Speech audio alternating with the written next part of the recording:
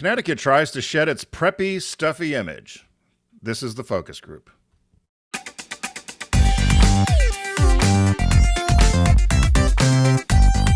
They're all business, except when they're not. It's the focus group with Tim Bennett and John Nash.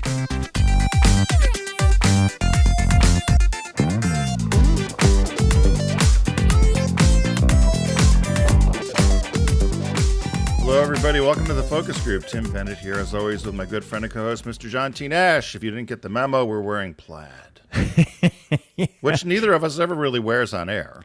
But no, it's kind of funny, right? Like we sign on, and I was like, "Wow, Tim, you got the memo." And hey, this would technically be the Christmas show for some people, right? Well, we're gonna have a Christmas show next week, but if you're listening on Saturday or Sunday, it's kind of the well. Christmas When we show. were in studio, this would be our Christmas show. Yeah. This would have. You know what? That's a good point. We had oh boy, somebody was that telling me back in the day. You and I would throw the party of Sirius XM Radio.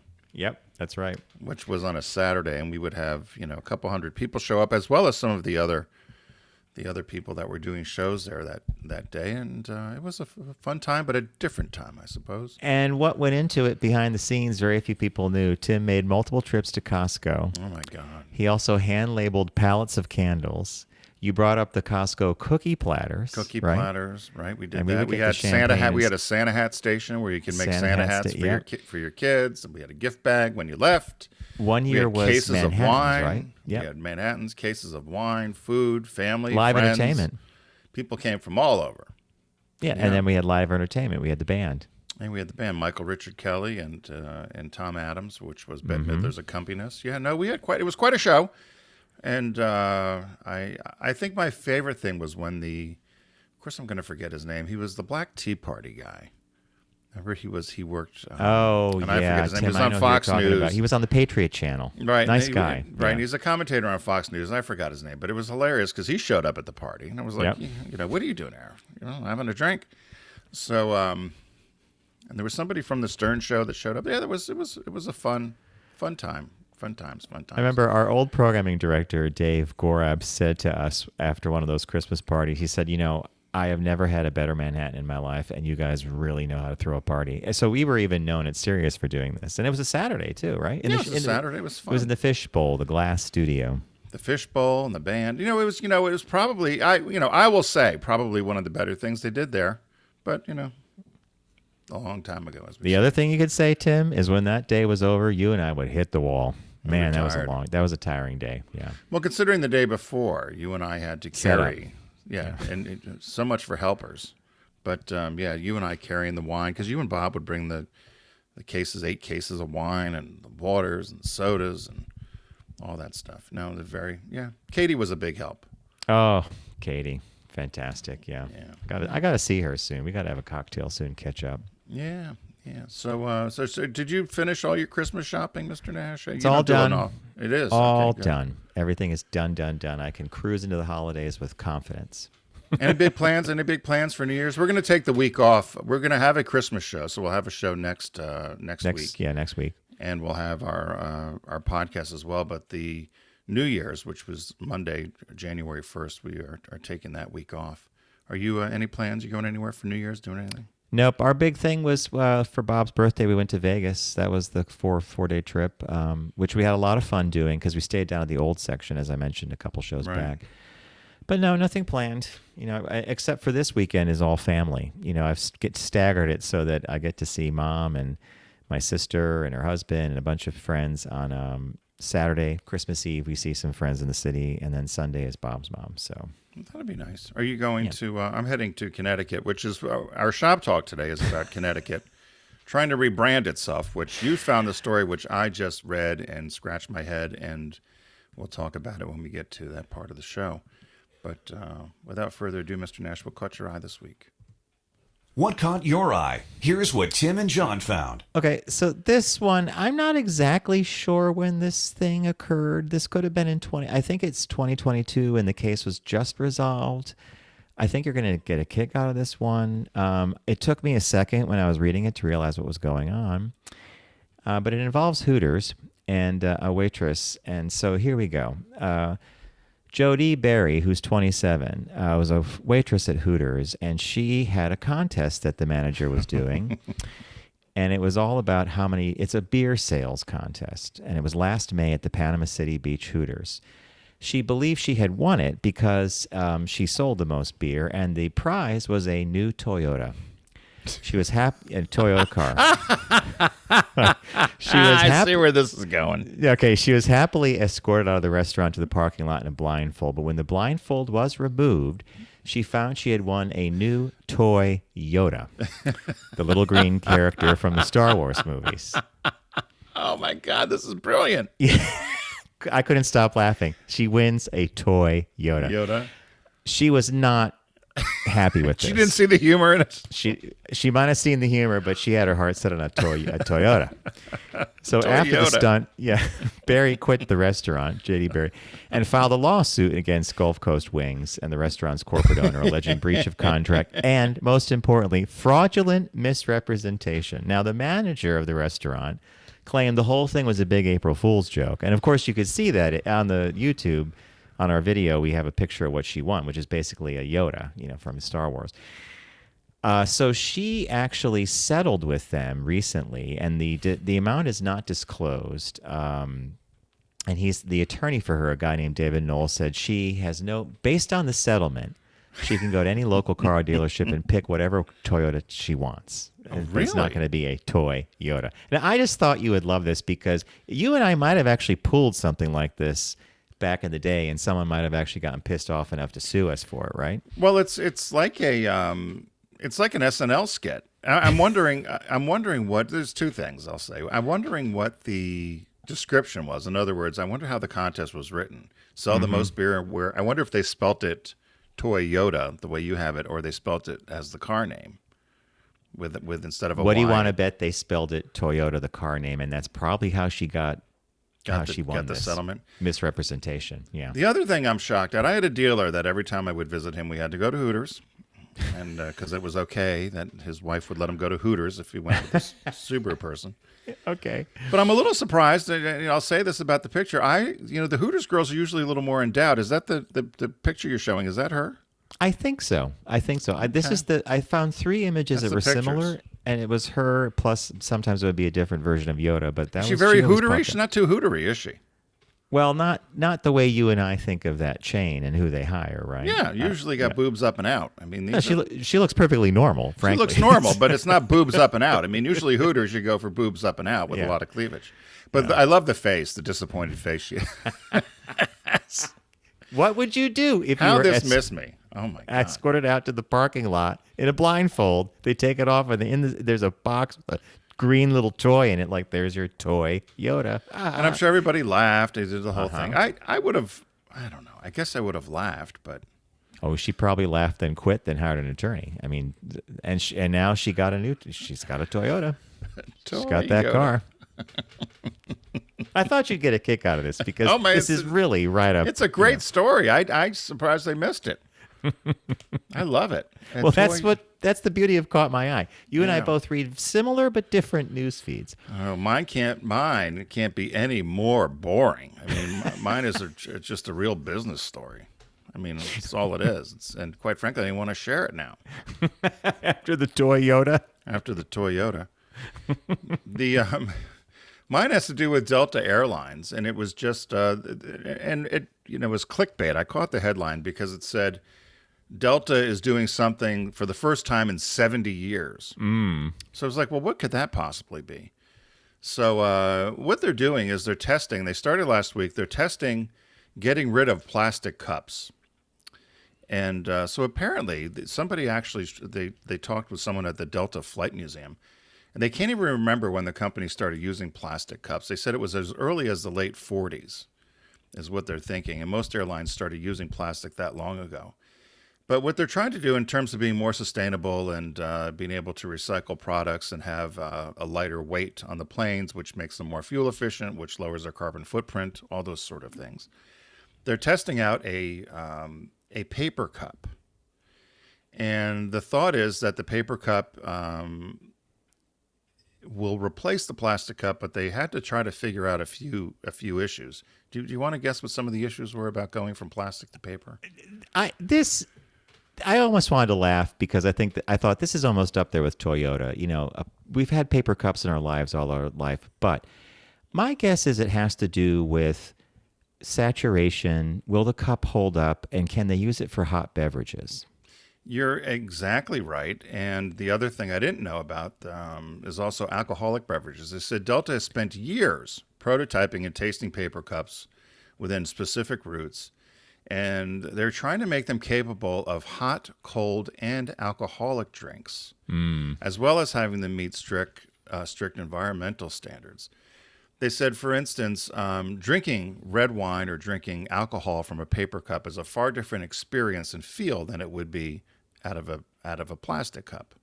Okay, I guess I understand that.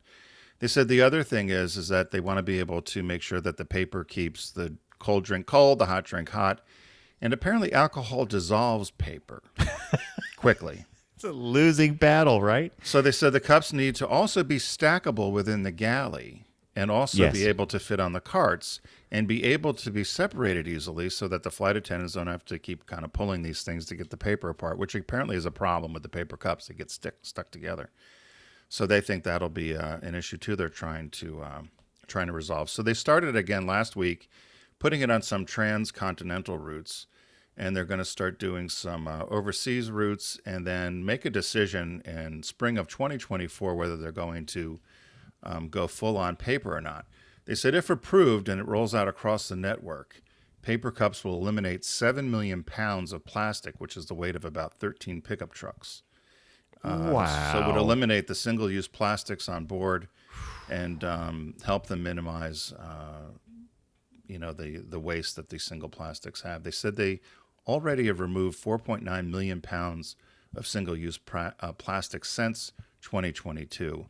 By getting rid of, or by changing some packaging and changing around, plastic forks, knives, that sort of thing. So I thought it was an interesting thing. We've talked on our other shows. We talked, I think, this week about sustainability and climate change. You brought up, and so this is Delta trying to do its part. So that's why I read it though. But I was surprised to see that they were using plastic since the 40s. Yeah, on our flight back and forth from Vegas, we flew Delta. Right. And you probably noticed the last time you fly, they actually collect the cups. They get rid of the ice and they stack them, and I think they definitely recycle them. But eliminating it altogether would be pretty cool. That's quite the challenge there. I wonder if they're going to use something like a wax coating or something in that paper to... Well, they said they're going to try to do they've tried the wax coating. They said, but I bet alcohol eats through that too. Well, they said the other issue is then it makes it non-recyclable. Oh. And they said the other issue that they're struggling with is all the different regulations in various countries about what's recyclable and what's not. Because they said what usually happens is at the end of the flight, they do, as you said, they'll collect cups or they'll collect whatever, and they do divide it up and then put it into recycling. But they said some countries have very different standards in terms of cleanliness or what could be recycled. And so that's a challenge as well. So something as simple as saying, let's just go to paper cups. Yeah, isn't that simple? So that was what caught my eye. So, nicely done. certainly not the Toyota, which I loved. So many of you know that Deep Discount has been with us for quite some time here on the Focus Group. We appreciate their support of us and appreciate you supporting them, particularly this time of year when you're looking for that hard to find gift for somebody. They've got some last minute great gift ideas that you could still get to you shortly if you'd like to either own your passion or give your passion to somebody else you love, put under the tree or put in a stocking or just give them to them for the happy year and at this holiday time. There's tens of thousands of items on sale, movies, music, games, collectibles, and more. And John and I always have a pick each week. So Mr. Nash, what did you pick for this week's selection? So this week I'm picking what I call a rebuy. Now I own 2001: A Space Odyssey, probably on DVD, perhaps on Blu-ray. I'd have to check that out. It's a movie that I've owned since I saw it. I don't know when it was available to have as a home movie. But the reason this caught my eye is Deep Discount has the 4K Ultra HD 2001: A Space Odyssey released in 2018, and this is critical because I did a little R&D because in the description it says, following the recent theatrical run of the unrestored 70mm print of 2001: A Space Odyssey, Stanley Kubrick's game-changing sci-fi classic is headed to 4K and Ultra HD. I'm like, unrestored? So I did some research, and it turns out in 2018, with the prodding of director Christopher Nolan, Warner Brothers went back and they took the original 70mm negatives, the internegatives. These things are preserved in a special vault. And they recreated a 70mm print of 2001: A Space Odyssey specifically to be shown in movie theaters. And the reason he did this is he said, film is a very unique thing, and 70mm was an experience all by itself. He took it to Cannes, the Cannes Film Festival, and showcased the movie there, and people walked out and they were stunned. People who had remembered seeing the movie when they were younger said this was what it looked like, not like a TV thing or not like, on a small screen. And so they then took the unrestored, which is really just a reprinting of the internegatives, and they put it on Blu-ray. So I am dying to see what this looks like, and at $22.19 I'm on board. So I'm getting the 2018 release of the unrestored, made from internegatives, 2001: A Space Odyssey. You could wake up now, Tim. When was the last time you watched that? 2001, probably about a year and a half ago. It was on Turner Classic Movies, and the minute I start, I'm sucked in. I think it's an amazing movie, but that's me. Yeah. Okay. I picked something that I know you and Lauren and Lori all laugh at me. I didn't see Casablanca.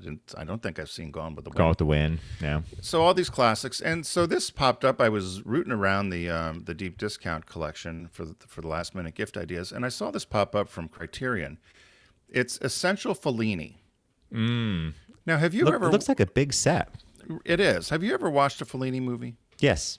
And he is referenced by many other directors. A lot of actors talk. A lot of people talk about Fellini, and I wonder how many people have actually seen his body of work. But anyway, go ahead. Well, that's exactly what this is. This is essentially 15 discs. It's Criterion has given its seal of approval, as well as going on and adding a whole bunch of different.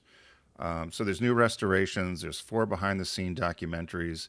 It comes in deluxe packaging. There's 2 lavishly illustrated books with it, with hundreds of pages of content, and presents the body of work of these Fellini films from 1950 through 1987.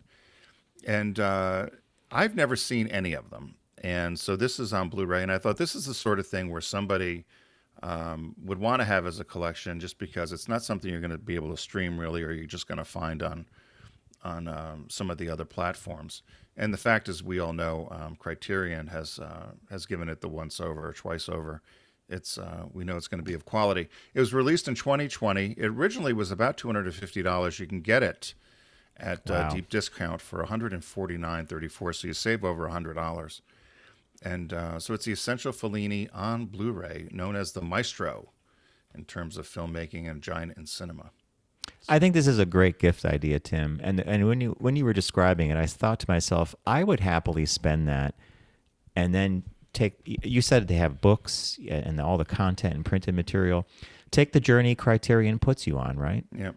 Go through take your time, go through the library, but by the end of it, you'll be a Fellini expert.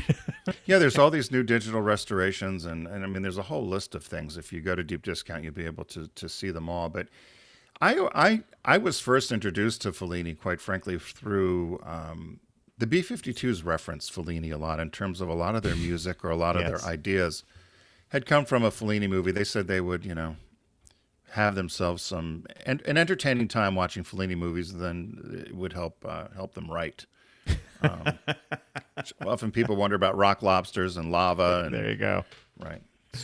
So what's the new release this? New release this week, if you are an Exorcist fan, is The Exorcist Believer. And I believe I saw some clips from this, and I was like, oh my God. In fact, I just saw the original Exorcist for the first time in years, all the way through the other day. 50 years after the most terrifying horror film shocked the world, Blumhouse and director David Gordon Green bring a nightmarish new chapter, which is The Exorcist Believer, to life. Since his wife's death, Victor has raised his daughter Angela alone. After Angela and her friend return from a 3-day disappearance with missing memories, they begin displaying frightening behavior. Victor's best hope is to find the only person who has seen anything like this before, Chris McNeil, whose haunting experience with her daughter Reagan, going all the way back to the original, may be the key to combating ultimate evil. You know, Bob, when we started watching the original Exorcist, Bob's like, I can't tell you how scary this was when we saw this in the theaters when we were young, because her head turns. Right. So I think this carries on that tradition. So that's the new release this week from Deep Discount. So reviewing Friends, it's a last-minute gift sale at Deep Discount. Everything's always on sale there. You can get gifts, games, toys, albums, and you can even get turntables. I mean, you get pretty much anything you want there. So this is your destination. I picked a movie this week, which everybody knows I love, and many of you have seen it, 2001: A Space Odyssey. This 2018 release on 4K and Ultra HD differs from many others because it's struck from a newly minted version of the film on 70mm made from the original internegatives. Okay, that was a lot to say. If you're a fan, you need to buy this. Tim picked an incredible gifts idea. It's like a gift set. Essential Fellini. It's the Criterion Collection Guide to Fellini, 15 discs, printed matter, wonderful content. I'm already thinking about spending a little money here and just saying I'm going to spend 5 months doing Fellini. I think it's not a bad idea. And then the new release this week, as we were just talking about, is The Exorcist Believer, available on 4K and Ultra HD. All right, we're going to take a super quick break here, and when we return, we're going to have a shop talk for you and business birthday. Actually, it's the reverse order, business birthday shop talk. So stay with us. We'll be right back after this quick break.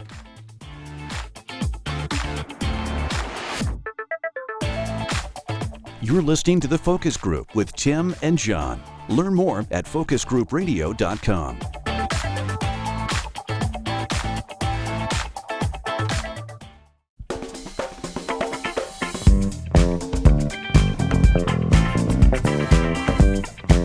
Now back to The Focus Group with Tim and John.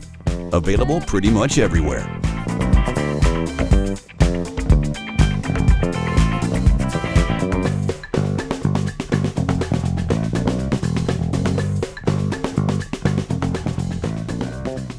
That's right. You can find us pretty much everywhere. If you just type in The Focus Group with Tim Bennett and John Nash, it'll pop up all the different locations.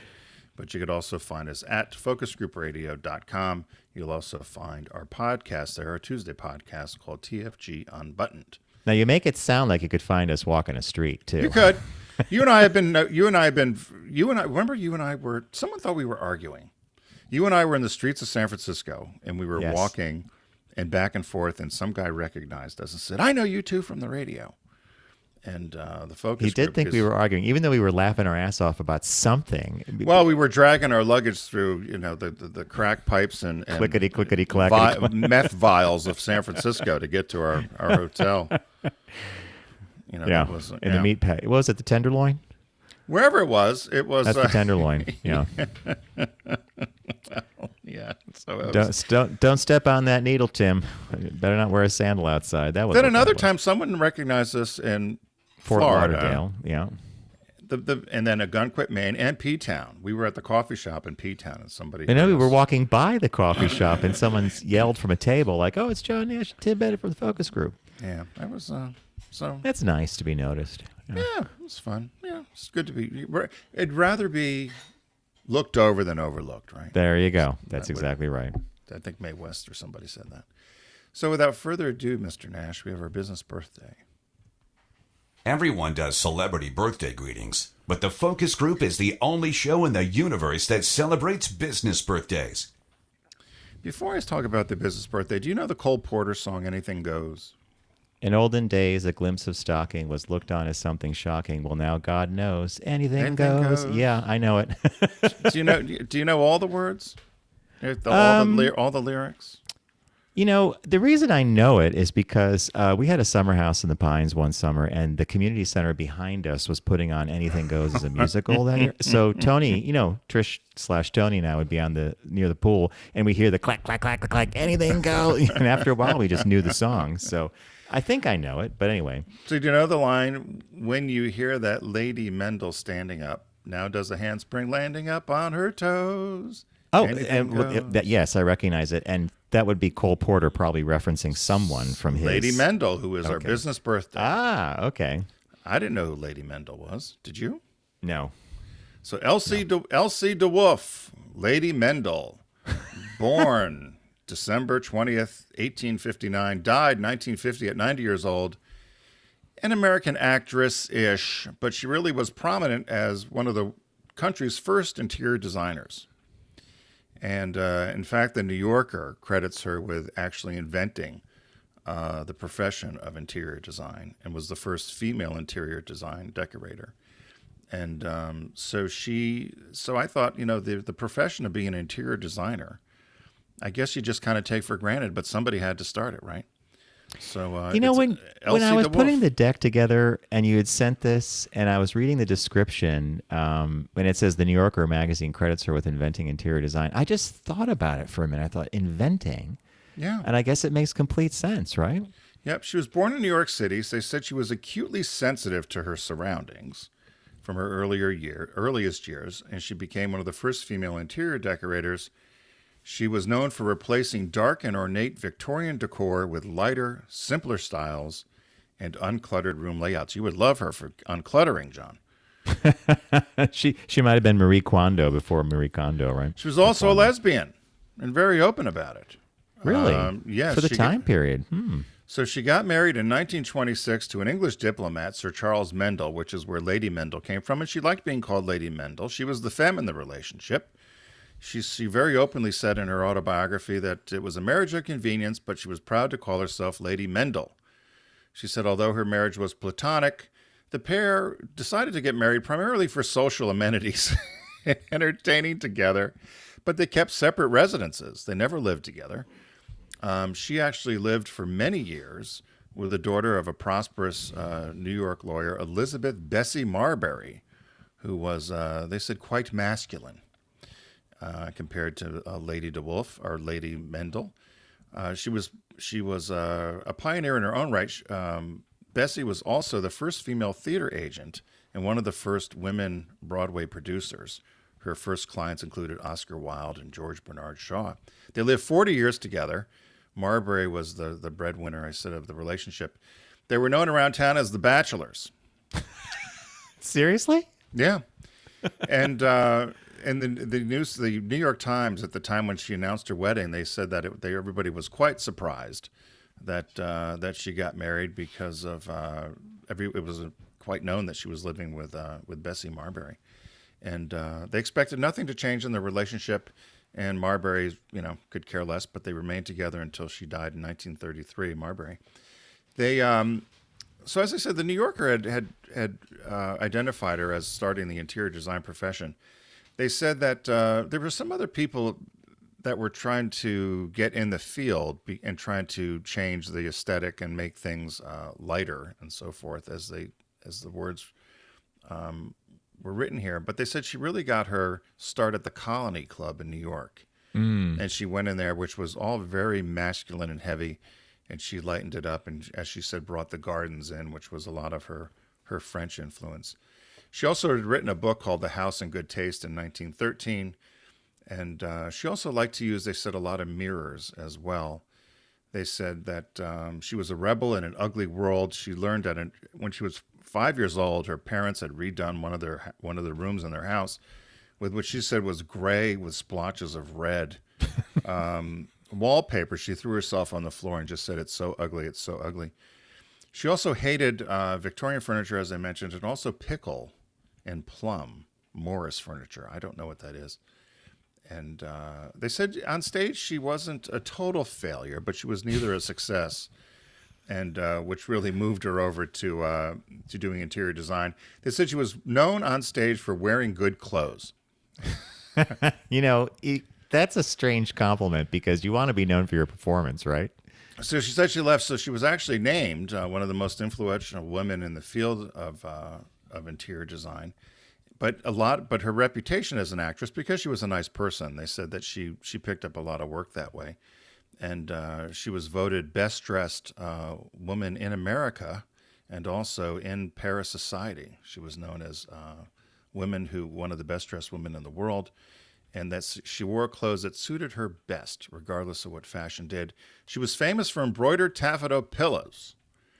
that she used in a lot of her decorating, and the motto was "Never complain, never explain." She also had at her house a dog cemetery, which was one of the first people to have dog cemeteries, but they did say it was somewhat odd. Each tombstone for every dead dog said the same thing. It said, "The one I love best." That's kind of fun in a way, right? Quite a character. I think she would have been a friend of yours, John. She was promoted a semi-vegetarian diet. She ate a lot of fresh fish, oysters, shellfish, and vegetables. She described herself, she wouldn't eat red meat, and she wasn't wholly vegetarian, but she advocated gardening and consuming homegrown vegetables and organic food. They said later on in life she even then shed fish and became a full vegetarian. She also was famous for her morning exercise routine, which is where the Cole Porter song comes in. Okay. She did a daily routine of yoga where she would stand on her head and walk on her hands. And she did that every day. She also taught that to Anne Vanderbilt and her daughter. And so they said that's where she was immortalized by the title song in Cole Porter's musical Anything Goes, with the line, "When you hear that Lady Mendel standing up, now does a handspring landing up on her toes, anything goes." Okay. Like that. Yep. She was cremated and her ashes were placed in a common grave in Paris. That's so unusual, don't you think? Like, wouldn't they have even had like a little vault or something? She was, she died. She died in Versailles, or Versailles, as they say in Philly. She died in Versailles, France, and they said that her cremated ashes were placed in a common grave in Paris. I want to go back to Versailles, and as they say in Philly. There was a car brand. There was a car called the Versailles. I forget, the Pontiac maybe. And I remember the dealers, the Versailles. I'm really selling those Versailles, right next to the Brohams. Okay. The Legacies. But, so happy birthday, Elsie de Wolfe. Someone I did not know, but it's probably a Jeopardy question. Maybe it could be a Jeopardy question. Lady Mendel, she was one of the so she was born decorators. She was born she probably lived her early 20s during the Gilded Age as well. Yes. And so, we've been watching that show on HBO, and Bob often comments on, if they do it pretty well, how heavy those rooms look, like dark, mahogany, all those dark woods, the draperies and everything. And if she hated that, then she would have had a playground, because everybody had that, right? Yeah, no, they said you're exactly right. They said she would feature, so she hated all that heaviness and felt that a lot of times rooms could have a more feminine approach to them and a brighter scheme of color. She got rid of the dark, heavy draperies, overly ornate furnishings. She made a feature of mirrors. She brought back fashion furniture, meaning that it was painted in either white or pale colors. And she liked chintz, green and white stripes, and wicker. And she also had trellis work that she would add into houses to give the allure of a garden. She said, "I opened up the doors and windows of America and let the air sunshine in." There you go. She said her inspiration was from 18th century French and English literature. Which, being that they were not always electrified, broad open window spaces were always preferred to let light in. So I like her. Good business birthday. Yeah, someone we haven't done before. It was another one of those tough times to find. Find. Was it a dry spell, or were there too many people? No, it was a dry spell. I think the only dry. other person there was, somebody who was somebody we've probably done many times. Was someone from a car brand who was one of the earlier. No, then we probably did. Something. This is someone we've definitely never done. I like this birthday. Yeah. So our shop talk this week, we teased it in the beginning about Connecticut, and John had found this article, which I really liked. It's from the New York Times. And the headline is "Stuffy, Preppy, Sleepy. Can a rebrand fix Connecticut's reputation?" So apparently this is an overall business story for me in terms of branding and marketing states and tourism and all that goes with it. And I can, I love New York. Before we get to Connecticut, I love New York. Is still, I think people still, the Big Apple, right? People still use that. Or when we were growing up, Virginia's for lovers. Yeah, they even still use that. Why some of these places think they can change the brand or change the slogan every year or two and think something's going to stick is beyond me. Connecticut is famous for that, I guess. They just retired Still Revolutionary in favor of 2 new marketing campaigns, which I have a problem with that as well. Why would you pick 2? Pick one, hang your hat on it. Where's your North Star? I knew you'd like this, and I knew you'd tear it apart, but go ahead. So, and I want to find out who the agency is, which I did. The new campaign is an attempt to make Connecticut feel like somewhere, not just an amorphous American anywhere. So this really makes you feel like it's somewhere, John. Make it here and find your vibe, because nothing speaks to you more like Connecticut than make it here and find your vibe. And you know why they picked that? They were hoping for Gen Z to like kind of swoop in. Well, there was that too, but they said that because someone said, they said, how did it come up with this guy, Anthony, who's the, they didn't even give a first name or last name, who's the CMO of, I guess, the CMO of the state, Chief Marketing Officer of Connecticut, says that they took the fact that Connecticut is known for high-tech manufacturing, space suits, helicopters, submarines, pizza, and basketball. So make it here. I mean, makes zero sense. Does make it here make you think of pizza and basketball and submarines and spacesuits and aircraft and high tech and kids and no, and make it here seems like they're kind of borrowing something off, that Frank said, New York. You can make it here, you can make it there, I'll make it anywhere. Make it here, you can make it anywhere. Yeah. And then find your vibe, which is another ridiculous one. Anyway, they spent $3 million on this. Here's what I'm pissed about. It didn't go in our pockets. They pissed away $3 million on these 2 slogans. You and I'd have done it for $1.5 million, and given them one good slogan. I'll tell you what to do, Connecticut. Change your tax structure back to no income tax and get rid of the toll roads. Let's start there. Well, but what was buried in the article that I would have gone right to it to find some kind of gem of an advertising or marketing campaign was among the Connecticut's most famous residents for all the wrong reasons was Right. Benedict Arnold. Yeah. Wouldn't there have been something funny to do with traders? Be a trader to New York, settle in Connecticut. I mean, this whole idea of like turning your back on one thing and doing something else, right? I would have gone right there personally. Yeah, well, so Connecticut used to also be I think it was on the plates, the the Constitution state, the nutmeg state. And then they talked about famous people. Everyone knows it was a bedroom community to New York, and they list all these different famous people. They forgot Martha Stewart, which I was surprised about, because they mentioned Jacques Pepin, who I've been watching his videos, by the way. He's a good cook. But the other thing, I'm going to ask you this question. When you were, of course, you and I went out of state. We left Connecticut, and people had an impression of what Connecticut people were in the 80s, right? Mm-hmm. And which was stuffy and preppy and all those things that were listed. And which maybe, not such a bad thing in some regards. But I thought there was one line here. Residents don't know what to call themselves. Are they I love that one. Connecticutians, Yeah. Connecticutites, or Connecticuters? We never ever, what did we always call ourselves? We just said we were from Connecticut. But you were Yankees, Connecticut Yankee. Connecticut Yankee, yeah. It was different. It was something that they could hang their hat on. Oh my God, Tim, there's another idea right there. A Connecticut Yankee in King Arthur's Court. What was that? Mark Twain, Samuel Clemens wrote that. Yeah. You could do something with that. Come and visit King Arthur's Court. What does that mean? I don't know. Yeah. So this Croning advertising firm, which we're going to have to talk to, John, they came up with these new campaigns. They said there's because they felt there was nothing unifying people. So they're saying San Francisco is going through this right now, as is Vermont. Mm-hmm.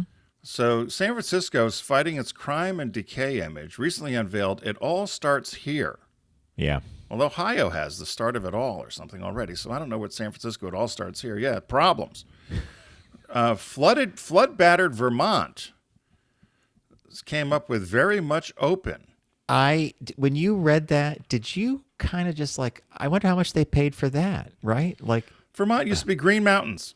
Green Mountains, yeah. San Francisco, open that Golden Gate, opportunity.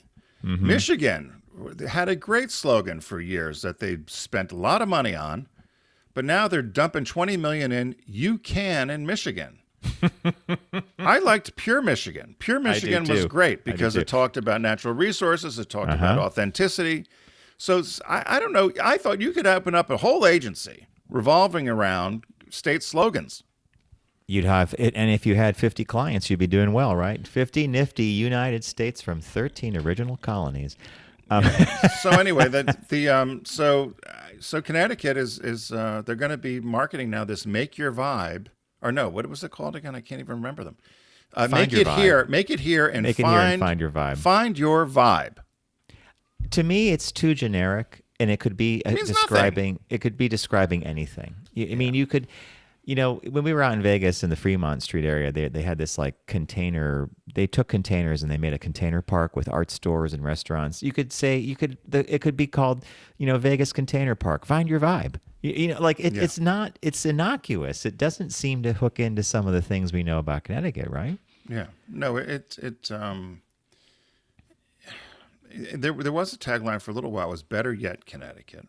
I remember "Better Yet, Connecticut." Was that in the 80s, probably 80s, 90s? Then Okay. there was the one we always joke about, what people have referred to on our show. I was just in Connecticut. The past is still present. I have no problem with that, right? No, but Yankee craftiness, and maybe people confuse Yankee with the New York Yankees. I don't know, but with the baseball team. But it's I was trying to, so I went and I Googled, Connecticut uniqueness, and What came up? Well, I had the first phone book. Had first nuclear submarine. Had the first. I don't know, Tim. First I think we have Constitution. we have the all these idea things. already. Connecticut. Benedict Arnold slept here. Wasn't that there's something that if you put every house that George Washington was supposed to sleep in, he would have been asleep his entire life. One of those things. But Connecticut, Benedict Arnold slept here. Well, you could just the other thing is you can make outrageous claims because that's Benedict Arnold, right? Because he was a traitor, so and a liar. So you can make come see the tallest mountain in Connecticut. Benedict Arnold says, yeah. Bear Mountain. Well, I didn't say it was like the Toyota joke, right? I didn't say the tallest mountain in the U.S. I said in Connecticut. Okay, yeah. You could almost do a whole thing with get your BA in Connecticut. And what they mean by BA is not Bachelor of Arts, but get your Benedict Arnold on. Get your Benedict Arnold on. Yeah. So, the other thing is Connecticut, you have to pass there was something crazy about it. You have to pass a certain criteria to be considered a pickle. I had to have a bounce Yes, to it. I couldn't figure that one out either. I was like, okay, that's interesting. Yeah. Yeah. So anyway, that's then they talked about all the different celebrities and people who've lived in Connecticut or live in Connecticut and what they could have done. It's a pretty state. It's a beautiful state. It's a beautiful state. Yeah. But it's always had a very stuffy New York bedroom community. A lot of people moved there because there was no income tax. So a lot of big corporations used to be headquartered there. Back in the 90s, I believe it was, they instituted an income tax and lost a lot of businesses. People moved out, a lot of them, a lot of big ones. And then they added in toll roads. And the state's been mismanaged. And, and the taxes in Connecticut are crazy. Are as bad I as they are talked in to my mom Massachusetts. about it. Do you know they want to tax lawn equipment now? Yes. My brother was telling me. If you had a riding mower, it's like, come on. That's the weird long arm of government. Did you know there was one last thing that was buried in here that I kind of just paused at? It's literally one sentence. Jamie Robinson, 24, a social media influencer who promotes the state in videos, acknowledges its challenges, I can't think of a personality in Connecticut at all. Here's someone they're paying Right. to influence and promote. And he says, I can't think of a personality at all. I think some of that money's going down the toilet or it's being lit with matches, right? Yeah. No, this is one of these ones where I'm sorry we didn't find this assignment out because I think we certainly could have come up with something better. They would never have given it to us. No, they wouldn't. Well, they might have. I don't know. I got to look up this agency. But to make it here and find your vibe, if I was the governor, I would have been disappointed. Well, apparently he's. Meanwhile, I would have laughed my butt off if someone came in with a Benedict Arnold campaign. Even if it was a joke, I'd be like, okay, I see where you're going with this. Make it memorable. Anyway. Yeah, so That's there a good, you go. all right, good shop talk. It's a sad thing. And Tim, yes, there was an agency there. There's an agency with 50 clients. I wonder what the name of that shop would be if it's all about state taglines. State taglines. I don't know. State tags. Taggets. Find your vibe. Find your vibe. Taglines are us. Taglines are us, yeah. All right, we're going to wrap it up there, folks. Thank you for joining us here on the Focus Group today. FocusGroupRadio.com is the website. You can visit and learn about us, our other shows, including TFG Unbuttoned, our Tuesday podcast, and our partner here, Deep Discount. Last-minute gift sale at Deep Discount. Lots of things you can pick up. I chose a 2018 re-release of the 70mm version of 2001: A Space Odyssey. That is a tongue tire. Tim picked a Criterion collection of all Fellini movies, including printed matter, books, and a guide to watching all of them straight through. It's 15 discs. It would be an amazing thing for someone who's a film buff. And the new release this week is The Exorcist Believer on 4K and Ultra HD. We want to remind everybody, when you're out there traveling for shopping and going on your holiday trips, to don't text and drive, arrive alive. I see a lot of that weaving, and then you go by and you see the phone on the dashboard or on the wheel. You're like, that's not so smart idea. But anyway, stay safe, and we'll see you in the new week.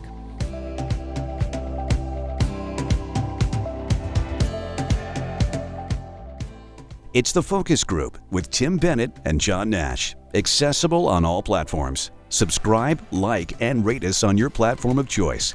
Learn more at focusgroupradio.com. That was a stunning focus group.